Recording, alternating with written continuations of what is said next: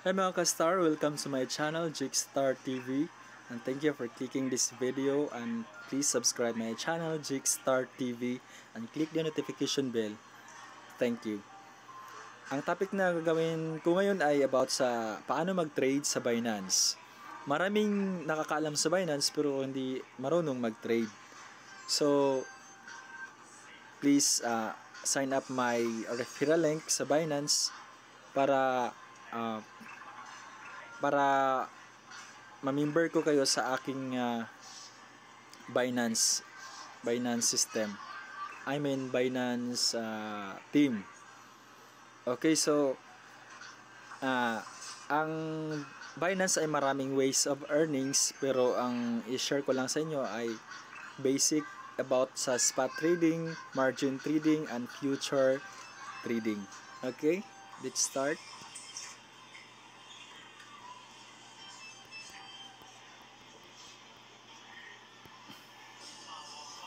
So dito sa Binance ko ay may pumasok na bonus na binigay ni Binance.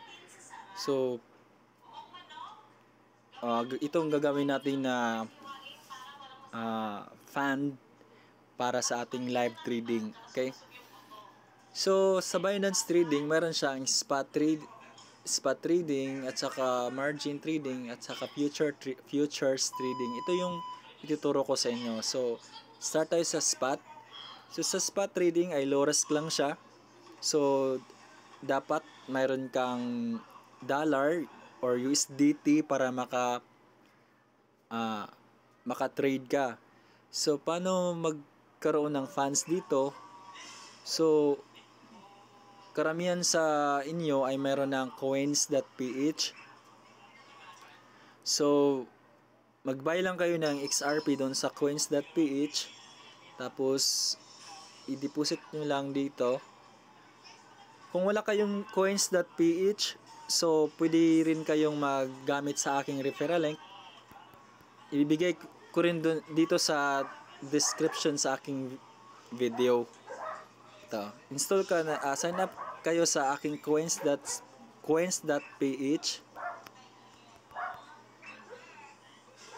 Tapos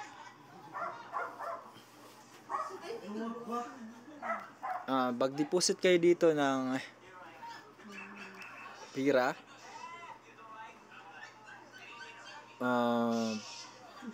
Gamit ng GCash. Kung may GCash kayo, pwede rin. So sa GCash,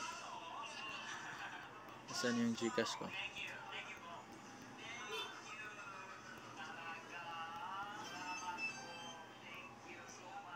GCash account. So paano mag-fund sa coins.ph?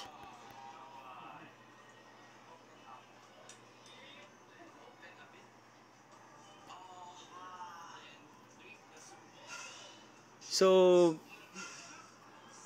dito sa GCash, sa bank transfer, dito sa transfer,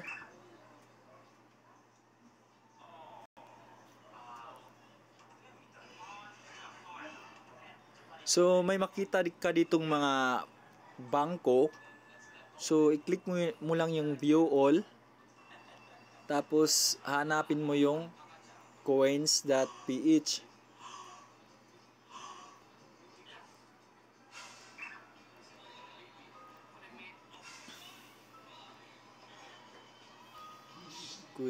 Ito. So transfer ka ng amount, for example 600. Tapos pangalan dun sa coins.ph mo, at saka ang account number ay cellphone number doon sa coins.ph mo. So after mo transfer, papasok siya sa coins.ph.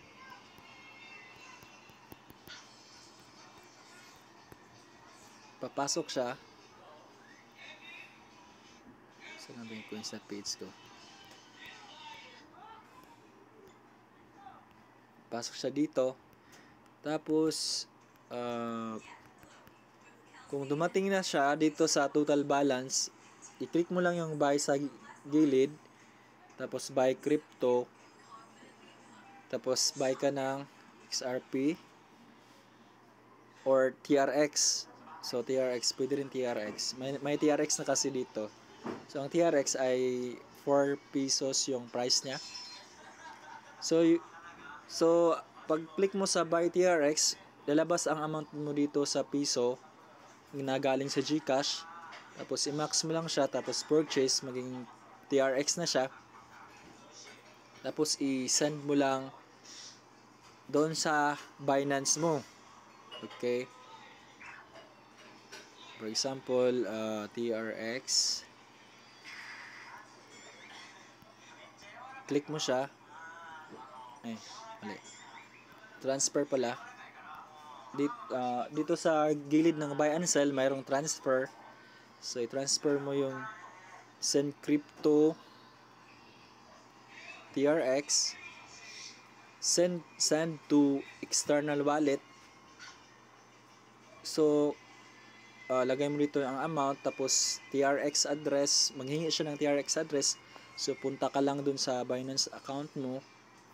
Sa Binance account, tapos i-click mo yung deposit, tapos search mo ang TRX.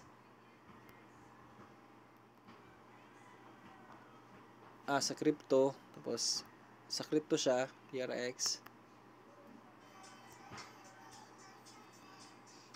So, ang pipiliin mo dito na network ay Tron TRC20.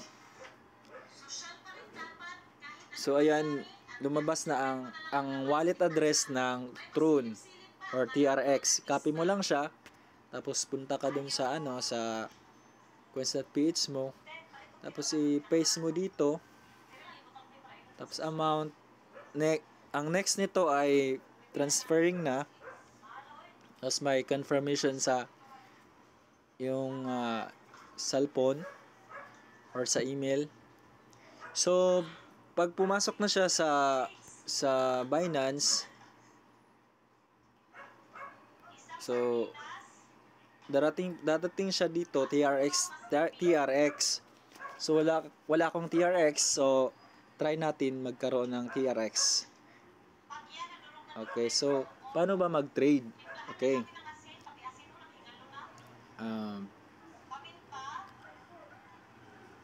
Halimbawa, bili muna ako ng TRX kasi nga nag-transfer ka kunwari ng TRX sa Binance mo.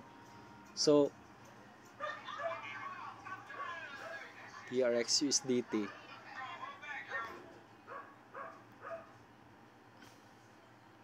Pababa mo siya.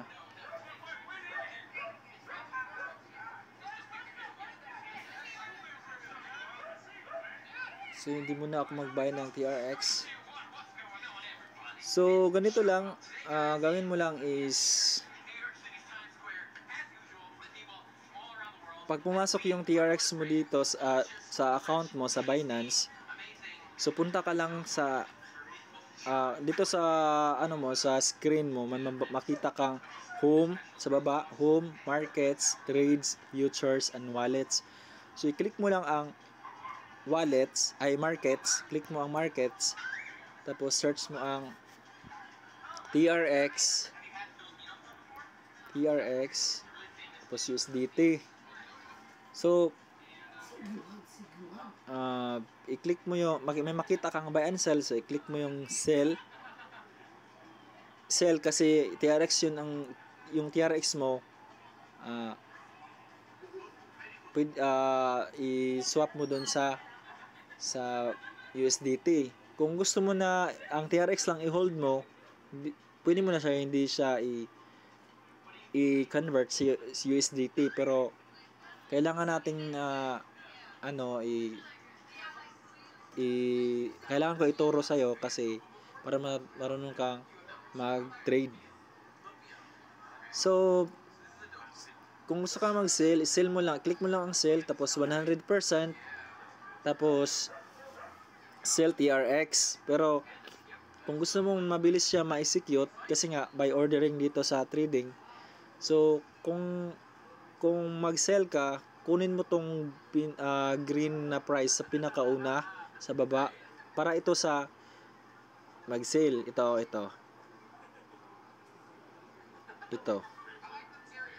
Yan. So, pag ma-execute na siya, maging USDT na siya. So, kunwari, ay kagaya nito, pababa yung price ng TRX, so sell mo siya sa USDT. So pag makita mo yung USDT, para makita mo yung USDT, i-click mo lang ang buy. Ayan, sa available, nandiyan na ang yung USDT. Pag bumagsak naman ang TRX, pagbagsak na naman ng TRX ay mo siya, i-buy. Halimbawa, ganyan, 15 minutes, i-buy ko. Tapos, 100%, then, buy TRX. Yun.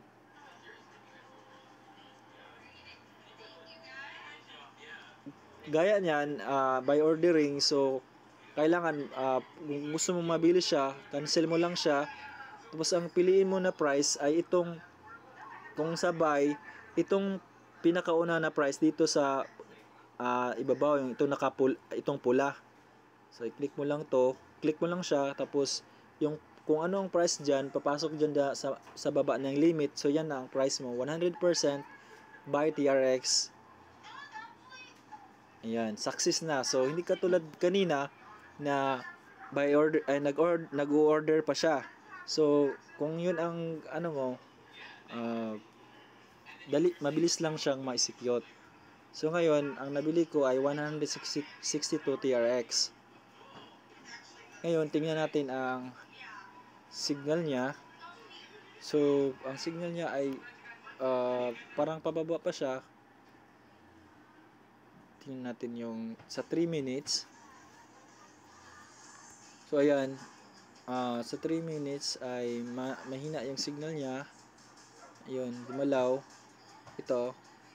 Yung signal niya ay kapag ang yellow ay mag-cross dyan sa purple, paakit siya, gaya niyan. So, ang yellow at saka yung parang lavender na color nag-cross sa purple red. So, mag-aakyat siya. Pag mataas yung pag-cross sa sa yellow, tataas siya, pero 3 minutes kasi ito. So tingnan mo din sa ibang signal dito sa 15 minutes. So kung gusto kang mag-scalp dito sa 15 minutes, pero dito sa 15 minutes ay pababa pa siya kasi nga yung yellow niya ay hindi pa nag-cross sa purple red. So may possible na babagsak pa siya, pero sa 5 minutes kung gusto kang short term trade or nasa 5 minutes trading lang, pwede rin sa 5 minutes signal to. Yung pindutin mo lang yung sa baba dito, may baba. So para makita mo itong may nag-cross na parang mga pabilo, at saka sa baba na may nag-alternate na green at saka pula. Ito ay MACD at saka KDJ. Pindutan mo lang siya. So ayan, dalawang signal lang pwede na lang gamitin mo, MACD at saka KDJ. So ang KDJ, ito yung nasa baba na parang mga wire na pag ang yellow mag-cross sa purple ay or sa pula, ang pula yan, ito ang sa purple red. So akyat siya. So dito naman si babaw, may nakita kang nag-alternate siya. So mag-alternate lang yung price niya, ay yung signal niya. So pula, tapos green, tapos pula na naman. Tapos ang next niyan ay pag green, so tataas siya. So ayun, tumaas siya. 0.7762, pero isell ko. So kung gusto kang mag-sell,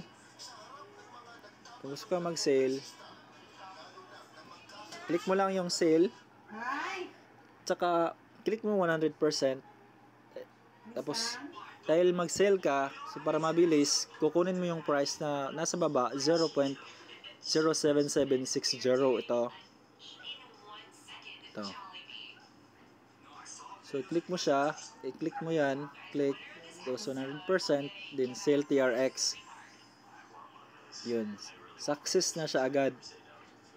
Kasi ang kinuha natin na na price ay yung green na nasa baba, pinakauna sa green. So tingnan natin sa history kung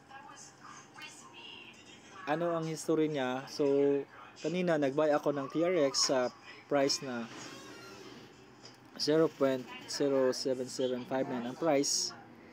So ang nakuha ko ay 162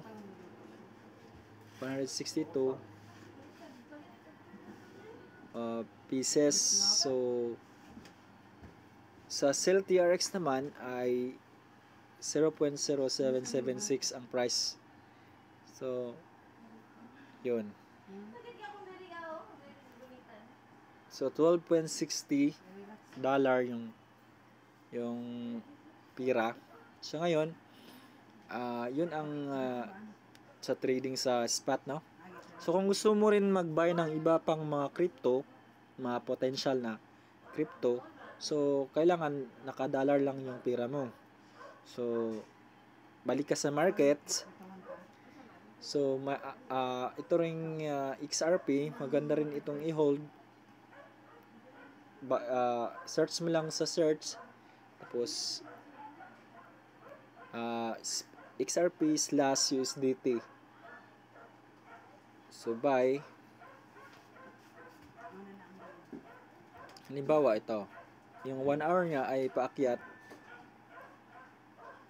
Ayun, pa-cross na siya. So may nag-green na rin sa ibabaw. So ayun, buy tayo. Buy, click natin ng buy. So ayun, hindi siya nag-order siya. So kunin natin, cancel natin. Cancel. Tapos click natin ang itong sa taas na pula, 0.5310 ating kunin. Yan. 100%, then buy XRP. So kung ilan ang ayun, nakabili ako ng 23 XRP. So ngayon kung dumating ang price niya na mag $1 siya, so almost mag times 2 ang pira mo. Kasi nga may potential ito na crypto, maganda rin itong i-hold. So ngayon kasi di pa siya stable na So i-sell muna natin 'yon kasi lang sa tutorial. So kanina nag-buy ako ng 53110. So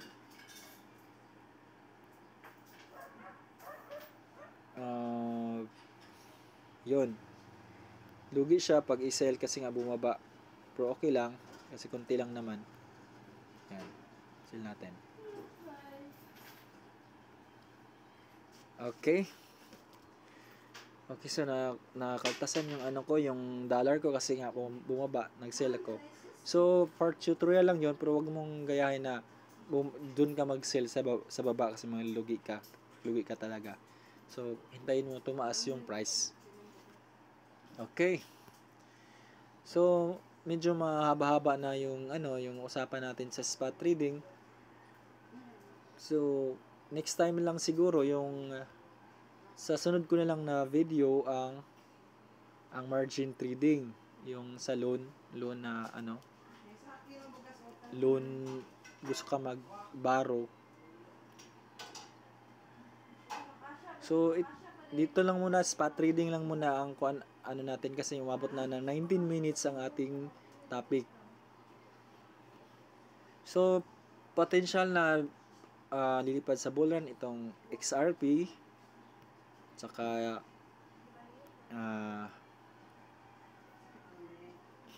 cyber. Maganda rin yung cyber kasi itong cyber ay gaming ito sa Japan. Yan. Cyber, maganda rin yan. Cyber. Itong BTTC. BTTC maganda rin to kasi sister blockchain ito ni TRX. Sister blockchain ito ni TRX. Sunod, Shiba.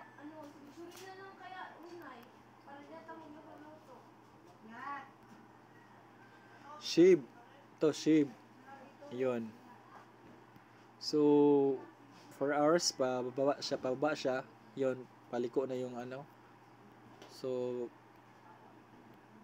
kung bumagsak siya, abang ka lang. So, gaya niya, no? Mas malaking kitain, no, kapag yan ang mangyayari, oh. Bumagsak siya, pula.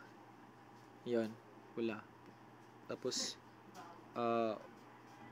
pagbagsak niya, malakas ang support niyan, umatras siya. So, buy ka kaagad.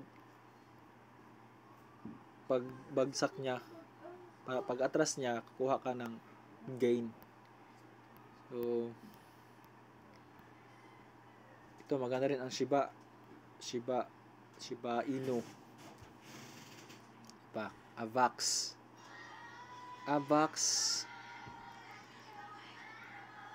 At saka Polygon. Yan, lipad yan sila sa bullrun. Okay, maraming salamat. Yun lang. At sa sunod na topic natin, sa next video ko, ay ituturo ko yung paano mag margin trading. Yung sa margin trading naman, yung mag-utang ka. So yun ang topic natin sa sunod na video. Okay, salamat. Bye-bye.